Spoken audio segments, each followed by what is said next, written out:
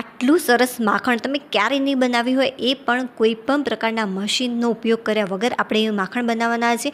મલાઈમાંથી direct આપણે માખણ તૈયાર કરીશું અને માખણમાંથી સરસ મજાનું ઘી, અને ઘી બનાવતા જે તપેલી કાળી થઈ હોય છે એને આપણે 15 સેકન્ડની અંદર કઈ રીતે સાફ કરીએ છીએ બધી જ હું તમને માહિતી આપીશ.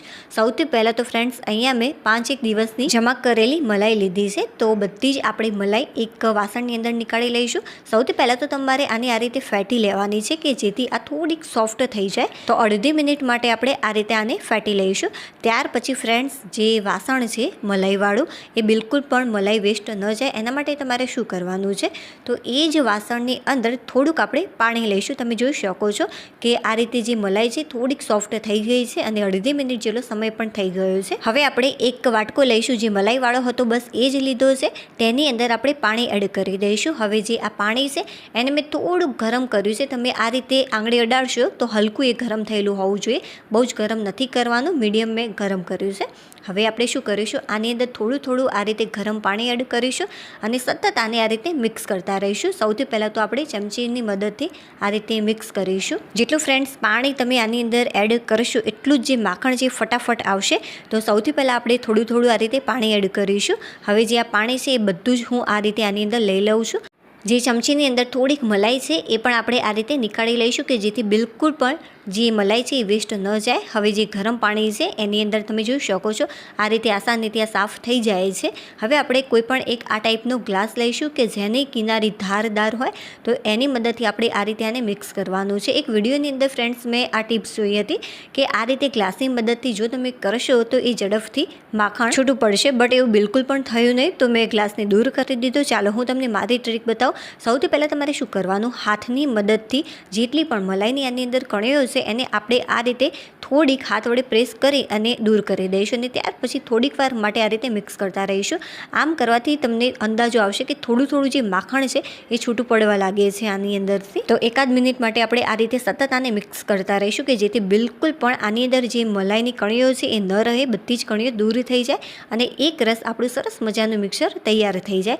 હવે આપણે શું કરીશું, તમે જોઈ શકો છો કે આ રીતે જે માખણ છે એ થોડું થોડું ઉપર આવવા લાગ્યું છે અને જે આપણે દાળ પાકવા માટે જે આ પ્રકારનો વાસણનો ઉપયોગ કરતા હોય છે, બસ અહીંયા આપણે એનો જ ઉપયોગ કરવાનો છે. તમે જોઈ શકો છો કે આ રીતે જો તમે ગોળ ગોળ ફેરવશો તો સરસ મજાનું જે માખણ છે ઉપર આવવા લાગશે. તો તમારે સતત આ રીતે આને મિક્સ કરતા રહેવાનું. બટ હા, જો મશીનનો ઉપયોગ કરશો તો ઝડપી કામ બનશે, બટ જો તમે આ રીતે તૈયાર કરશો તો થોડોક વધારે સમય લાગી શકે છે આની અંદર, બટ જે માખણ છે એ છૂટું ચોક્કસથી પડશે. હવે તમારે શું કરવાનું છે, આ રીતે મિક્સ કર્યા પછી આની અંદર થોડું થોડું ઠંડુ પાણી એડ કરવાનું અને સતત આને આ રીતે મિક્સ કરતા રહેવાનું. જેટલું પાણી તમે વધારે એડ કરશો એટલું જ જે માખણ છે ઝડપી આવી જશે અને બને ત્યાં સુધી તમારે આની અંદર ઠંડા પાણીનો ઉપયોગ કરવો. તો ફ્રેન્ડ્સ, તમે જોઈ શકો છો કે આ રીતે હું થોડું થોડું ઠંડુ પાણી એડ કરી રહી છું અને ઉપરથી આ રીતે મિક્સ કરી રહી છું. આમ કરવાથી સરસ મજાનું જે માખણ છે ઉપર આવી રહ્યું છે. હવે બસ આ જ પ્રોસેસ આપણે કરતા રહેવાનું છે. થોડું થોડું આ રીતે ઠંડુ પાણી એડ કરીશું અને આ રીતે આને મિક્સ કરતા રહીશું. થોડીક જ વારની અંદર તમે જોશો તો સરસ મજાનું માખણ આવી જશે. બધું જ જે મલાઈ હતી ઓછી હતી, જો વધારે મલાઈ હોય તો ફ્રેન્ડ્સ બને ત્યાં સુધી એકદમ મોટું અને પહોળું વાસણ તમારે લેવું કે જેથી પાણી તમે વધુ એડ કરી શકો અને ઝડપી જે આ માખણ છે તૈયાર કરી શકો. તો તમે જોઈ શકો છો કે બહુ જ સરસ માખણ આવી ગયું છે. સતત મેં આને મિક્સ કર્યું છે. તો હવે આપણે શું કરીશું, કોઈ પણ એક અલગ વાસણની અંદર જે આ માખણ છે બધું જ આ રીતે નિતારી લઈશું. બને ત્યાં સુધી જે છાશ છે નીચે એ એમ જ રહે એ રીતે તમારે લેવાનું છે. બહુ વધારે પડતી છાશ ન આવી જાય. જો વધારે પડતી છાશ આવી જશે માખણની અંદર તો જ્યારે આપણે ઘી તૈયાર કરીશું ત્યારે એને બાળવામાં વધારે સમય લાગતો હોય છે. અને હા ફ્રેન્ડ્સ, મારા જોડે એક સરસ મજાની ટ્રીક પણ છે કે જે આ માખણ છે એ વધારે તમારે ગેસ ઉપર ન રાખવું પડે, ફટાફટ કઈ રીતે તૈયાર થઈ જાય એ પણ જોઈ લઈએ. તો સૌથી પહેલાં તો તમારે શું કરવાનું, કણસીની મદદથી થોડું આ રીતે પ્રેસ કરવાનું અને બને એટલી બધી જ જે છાશ છે એને દૂર કરી દેવાની. જો થોડીક રહી જશે તો ચાલશે, 3 થી 4 ચમચી જેટલી. અને ત્યાર પછી શરૂઆતમાં જે ગેસની ફ્લેમ છે એકદમ ફાસ્ટ રાખવી અને ફાસ્ટ ફ્લેમ ઉપર જે આ માખણ છે એ ઓગળી જાય ત્યાં સુધી તમારે આને મિક્સ કરવાનું છે. અને એક ઉભરો આવી જાય તો તમે જોઈ શકો છો કે આની અંદર એક ઉભરો આવી ગયો છે. હવે જે ગેસની ફ્લેમ છે તમારે બંધ કરી દેવાની.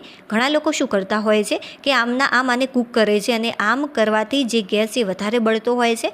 તો જ્યારે આ તપેલું ઠંડુ પડે ત્યાર પછી જે ગેસની ફ્લેમ છે એ તમારે ફરીથી ચાલુ કરવાની. તો ફ્રેન્ડ્સ, જે આ તપેલું છે એ ઠંડુ થઈ ગયું છે અને મેં ફરીથી ગેસ ઓન કર્યો, મતલબ કે ચાલુ કર્યો છે. હવે આપણે ઘી આની અંદર મૂકી દઈશું. વાસણ બિલકુલ પણ દાઝે નહીં એના માટે શું કરવાનું, તો શરૂઆતમાં જે ગેસની ફ્લેમ છે એકદમ ફાસ્ટ રાખવાની.